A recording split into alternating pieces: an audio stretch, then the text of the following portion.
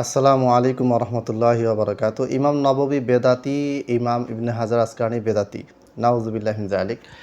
শাইখ বিন বাজ রহিমাহুল্লাহকে জিজ্ঞেস করা হয়েছিল জুবাইর আলী জাই রহিমাহুল্লাহর একাধিক বইতে এবং ভারত পাকিস্তান আলেমের যে বইগুলো আমি অনুবাদ করেছি সেখানে একাধিক জায়গাতেই ইমাম নববীকে আহলে সুন্নাত ওয়াল জামাত বলে উল্লেখ করা হয়েছে এবং বড় গ্রহণযোগ্য ইমাম হিসেবে উল্লেখ করা হয়েছে ইমাম ইবনে হাজার আসকালানিকেও। তো এই জন্য পাক ভারতের আলেমদের রেফারেন্স আমি দিচ্ছি না, আমি আরব আলেমদের থেকেই দিচ্ছি। শাইখ বিন বাজ রহিমাহুল্লাহ তিনি বলেছেন যে ইউসাম্মা ইমামান, ইবনে হাজার আসকালানি ইমাম নওয়ীকে ইমাম কেন বলা হয়? লিআন্নাহু ইউক্তাদা বিহি ফি ইলমিহি ওয়া ফদলিহি ওয়া ফিকহিহি। কেননা তাকে, এখানে ইমাম নববীর কথা আসছে প্রথমে, কেননা ইউক্তাদা বিহি, তার অনুসরণ করা হয়, ইক্তেদা করা হয়, ফি ইলমিহি, তার জ্ঞানের মধ্যে, অফদলিহি, তার ফজলত মর্যাদায়, অফিকহিহি, তার ফিক, তার গভীর জ্ঞান, ফিকহি জ্ঞান, ইলমি জ্ঞান, তার তাকওয়া পরহেজগারিতার ক্ষেত্রে আমরা তাকে অনুসরণ করি ইমাম নববীকে। এজন্য ইউসাম্মা ইমামান, তাকে ইমাম নামে নামকরণ করা হয়।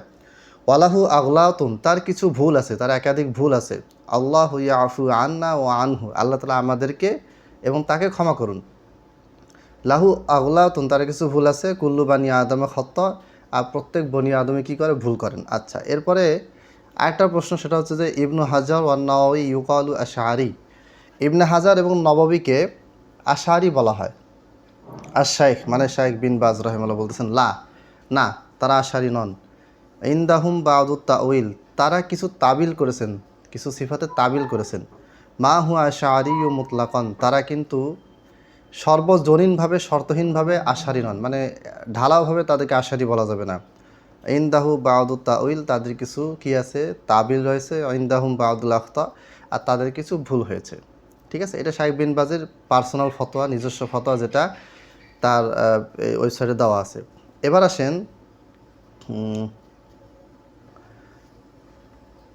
সুইলা উলামা উল আল্লাজনাতি দাইমাতিল ইফতা, লাজনা দায়মা সৌদি স্থায়ী ফতোয়া বোর্ড, যেটা শাইখ বিন বাজের সময় ছিল, যে ফতোয়া বোর্ডটা, মানে প্রত্যেকটা জ্ঞান মুফতি চেঞ্জ হয়, আবার লাজনা দায়মার নতুন নতুন খণ্ড বের হয়। এখানে প্রশ্ন করা হয়েছে ইবনে হাজার, নববী, ইবনুল জাওজি, এই সমস্ত আলেম ওলামাদের ব্যাপারে, যে তারা কি আহলে সুন্নাত জামাতের অন্তর্ভুক্ত কিনা। ঠিক আছে,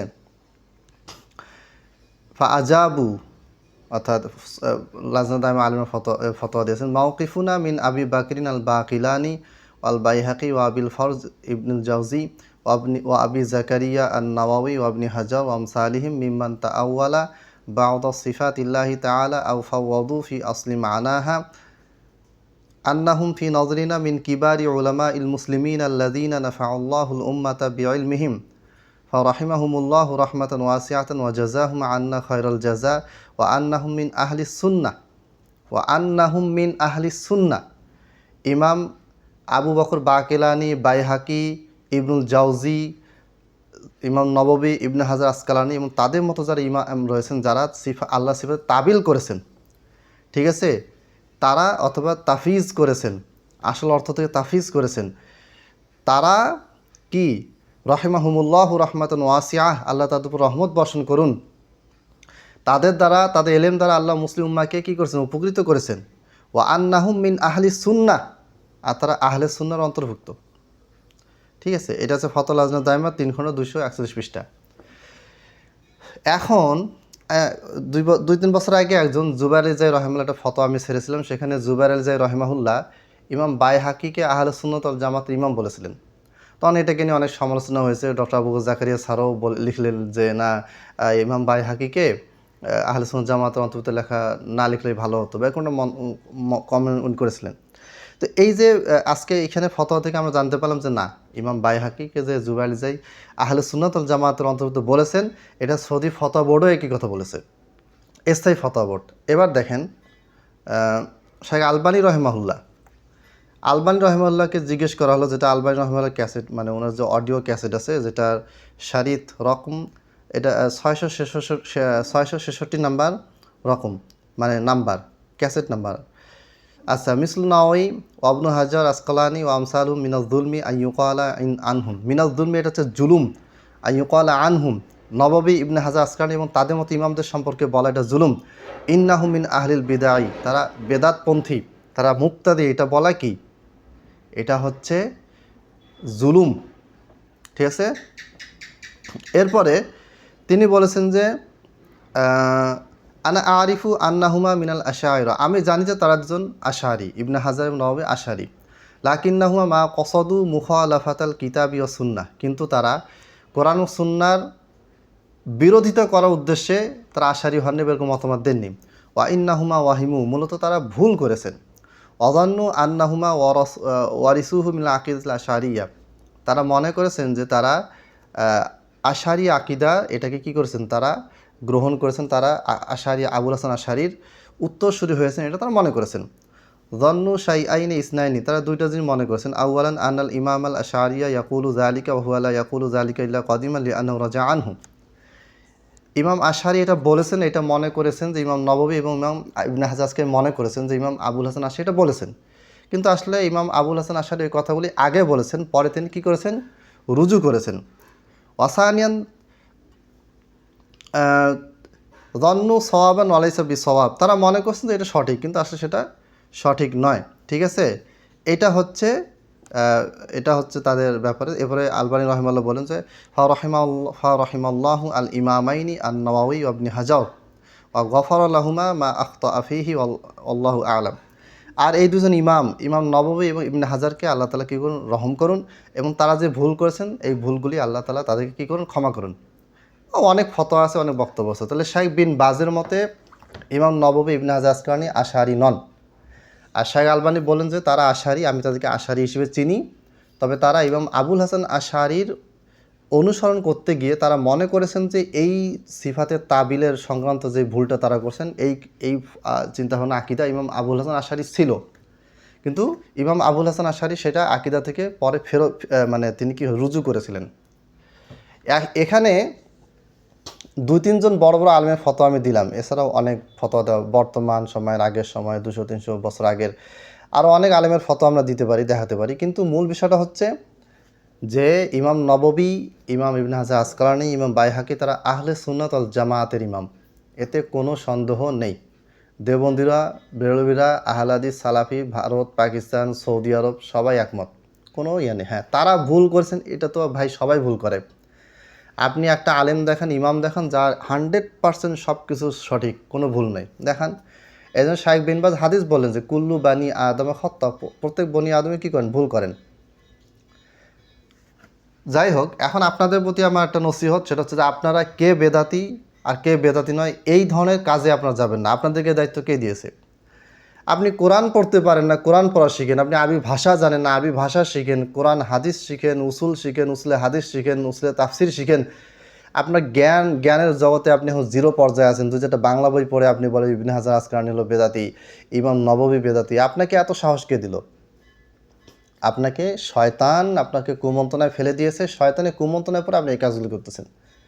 আমার ফ্রেন্ড লিস্টে যে আজকে একটা ছেলেকে আমি আনফ্রেন্ড মানলাম, তাকে আমি বেয়াদব বলছি শুধুমাত্র ইমাম নবকে মুবতাদি বেদাতি বলার কারণে। আমি ভাই ক্লিয়ার কথাবার্তা বলি, আমার ফ্রেন্ড লিস্টে যারা আছেন, যারা এই হাদ্দাদি মানহাজে অনুসারী অথবা হাদ্দাদি টাইপের, ঠিক আছে, কথায় কথায় আলেমদেরকে তাবদি করেন, বেদাতি বলেন, আহলে সুন্নাত ওয়াল জামাতে আলেমদেরকে বেদাতি বলেন, তারা আমার ফ্রেন্ড লিস্ট থেকে সুরসুর করে বের হয়ে যান। আপনাদের পেছনে সময় ব্যয় করার কোনো ইচ্ছা আমাদের নাই, এবং আমার বক্তব্য, আমার লেখনী আপনার শুনুন, এটাও আমি চাই না, প্রয়োজন নাই। একটা বেদাতি আমার বক্তব্য শুনুক, যে আসলে বেদাতি আলেম ওলামারা একমত বেদাতি বলেছেন, একটা হিন্দু শুনুক, একটা খ্রিস্টান শুনুক, একটা মোরতাদ শুনুক, তারা শুনে বোঝার চেষ্টা করুক, সঠিকটা জানার চেষ্টা করুক। কিন্তু ভাই আপনারা তো ভাই সঠিকটা শিখে ফেলেছেন, এত বেশি শিখছেন যে সঠিকের সীমা পার হয়ে একেবারে কোন পর্যায়ে সঠিক আপনারা শিখছেন যে যারা আহলে সুন্নাত জামাতের ইমাম তাদেরকে পর্যন্ত আপনারা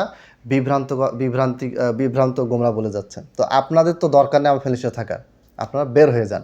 আমি যখনই জানতে পারবো যে অমুক এই টাইপের, তাকে আমি বের করে দেবো, কোনো দরকার নেই। সবাইকে দাওয়াত দিতে হবে, সবাইকে বুঝাতে হবে, এই গুরু দায়িত্ব আমি নেইনি, নেওয়ার ঠেকাও আমার নেই, এটা আমার প্রয়োজন নেই। সবাইকে কাছে নিয়ে থাকতে হবে, সবাইকে নিয়ে আসবো ভাই, সবাইকে মাথা হাত বুলে বলবো যে হ্যাঁ আমরা সবাই এক হয়ে থাকি, এটার কোনো প্রয়োজন আমার নেই। আমার ফ্রেন্ড লিস্টে একজন থাকবে যাকে আমার বিশুদ্ধ চিন্তা চেতনা মনে হবে।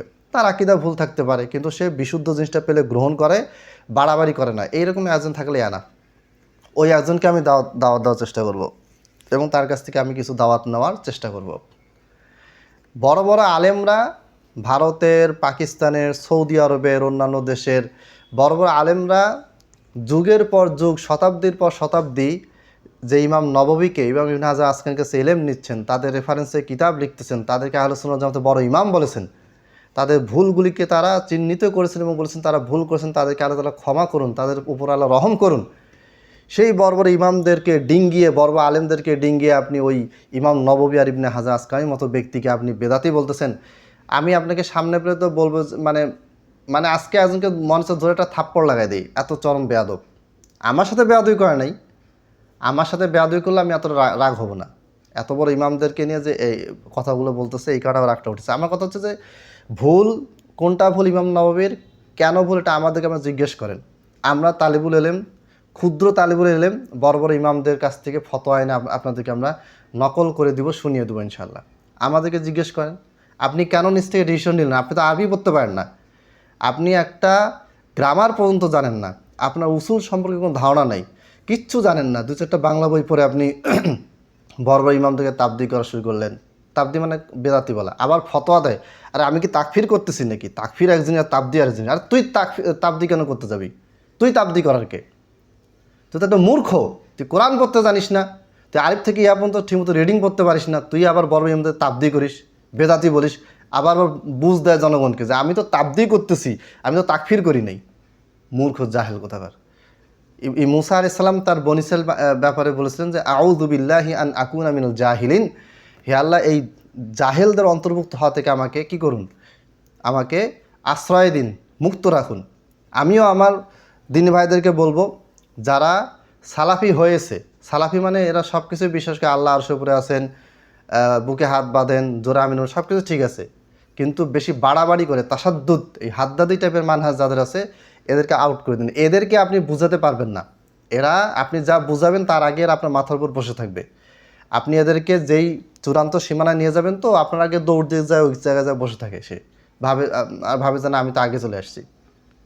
এদেরকে প্রশ্রয় দেওয়ার প্রয়োজন নেই। হ্যাঁ, আমার ফ্রেন্ডলিস্টে কোনো দাওয়াতে যারা কাজ করতেন তা যদি মনে করেন যে না আমরা তাদেরকে বুঝাবো, চেষ্টা করতে পারেন, কিন্তু আমি এটাতে নাই। আমি 14 সাল থেকে নিয়ে এই 26 সাল পর্যন্ত আমার অনেক অভিজ্ঞতা হয়েছে, এদের কারণে আমি অনেক সমালোচিতও হয়েছি।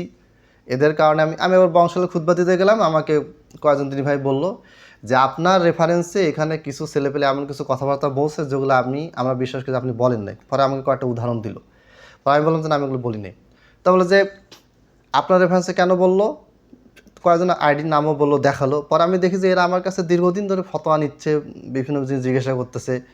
এখন এরা নিজের মতো করে বিভিন্ন বিষয় বুঝে নিচ্ছে আর রেফারেন্সে আমার নাম বলতেছে যে সৈয়দপুরিও আমাদের সাথে একমত, অথচ আমি কিছুই জানি না। তো এই ধরনের কোনো মিথ্যা রেফারেন্স কেউ আমার নামে দিবেন না। আমার নামে রেফারেন্স কেন দিতে যাবেন? আমি কি বড় আলেম নাকি যে আমার নামে রেফারেন্স দিবেন? আমার লেখা বইয়ের রেফারেন্স দিতে পারেন যেগুলোতে বড় আলেমদের বক্তব্য আছে, আমার অনুবাদ করা বইয়ের রেফারেন্স দিতে পারেন, কিন্তু আমি ব্যক্তিটার রেফারেন্স কেন আপনি দিতে যাবেন? মানে হচ্ছে কি যে কাউকে পায় নাই, বড় কোনো আলেমকে পায় নাই, এখন আমাকে মানে বড় আলেম মনে করে আমাকে দিয়ে এখন আমাকে ঢাল বানায় কাজ চালাচ্ছে। এটা আমি হতে দিব না, এটা টোটালি নিষিদ্ধ, হারাম। আমি আমার ফ্রেন্ড লিস্ট দরকার সব কয়টাকে আউট করে দিয়ে আমি একাই থাকবো, আর 2-4টা আমি ছেলেকে রাখবো, অথবা আমার বউ বাচ্চা থাকবে, ওদের সাথে আমার আইডি অথবা ফ্রেন্ডরা থাকবে। এই রকম ছেলে পেলে আমার রাখার দরকার নেই। টক্সিক একটা সময় আমি কঠোরভাবে বিভিন্ন জায়গায় কমেন্ট করতাম, কথাবার্তা বলতাম, এই নানা রকম পরিবেশ, নানা রকম লোক থাকার কারণে মাঝে মধ্যে আমিও রাগান্বিত বিভিন্ন কথা বলছি। পরে এগুলোকে আউট করতে করতে এখন আলহামদুলিল্লাহ আমি ঠান্ডা আছি এবং ঠান্ডা থাকতে চাই, কোনো দরকার নেই। ইমাম নববীকে যে বেদাতি বলে, ইবনে হাজার আসকালানিকে যে বেদাতি বলে, তাকে আমার লিস্টে রাখার কোনোই দরকার নেই। এইসব বেয়াদব জাহেল মূর্খকে আমি কখনোই আমার ফ্রেন্ড লিস্টে বা আমার চোখের সামনে দেখতে চাই না। সে হক না বাতিল ভালো কথা, আমি বাতিল, জান ইমাম নববী বাতিল, ইবনে হাজার আসকালানি বাতিল, আমিও বাতিল। তুমি ভালো, তুমি যাও, তোমার জায়গায় থাকো। এটা স্পষ্টভাবে ক্লিয়ার ডিক্লারেশন দিলাম। এই কথাগুলি যাদের খারাপ লাগবে তারা বের হয়ে যান, ফ্রেন্ড লিস্ট থেকে আউট হয়ে যান। সবাইকে সবার উদ্দেশ্যে আমি দাওয়াতি কাজ করি না, সবাইকে আমার বক্তব্য পৌঁছানোর চিন্তা ভাবনাও আমি করি না। আমি এমন বিষয়ে কথাবার্তা বলি যেগুলা সিলেক্টেড কিছু অডিয়েন্সকে লক্ষ্য করে আমি ফেসবুকে কথাবার্তা বলি। এটা আমার ভিডিওগুলো দেখলেই বুঝবেন। আমার এক আত্মীয় আমার ভিডিও দেখে বলে যে তোমার ভিডিও কিছুই বুঝি না। আমি চাই আপনার জন্য এই ভিডিও না, আপনি বেসিক জ্ঞান অর্জন করেন, বড় আলেমদের আছে, শাইখ মুফতি মাদানী বক্তব্য শুনেন, ডক্টর ইমাম হোসেনের বক্তব্য শুনেন, ব্রাদার রাহুলের বক্তব্য শুনেন, আব্দুল রাজ্জাক বিন ইউসুফের বক্তব্য শুনেন। শুনতে শুনতে একটা পর্যায়ে যখন আপনার কাছে আরও গভীর জ্ঞানের প্রয়োজন হবে তখন আপনি আমার কাছে আসেন। কারণ আমি যে বিষয়গুলো কথা বলি এটা যারা গভীর জ্ঞান অর্জন করতে চায় তাদেরকে সাহায্য করার জন্য আমি এই বিষয়গুলো আলোচনা করি। এখন এই ইবনে জুরাইজ মুদাল্লিস রাবি এটা আম পাবলিকের জন্য তো না, এটা হচ্ছে যারা উসুল হাদিস নিয়ে গবেষণা করে তাদের জন্য। যাই পর্যন্তই। আসসালামু আলাইকুম রহমতুল্লাহ।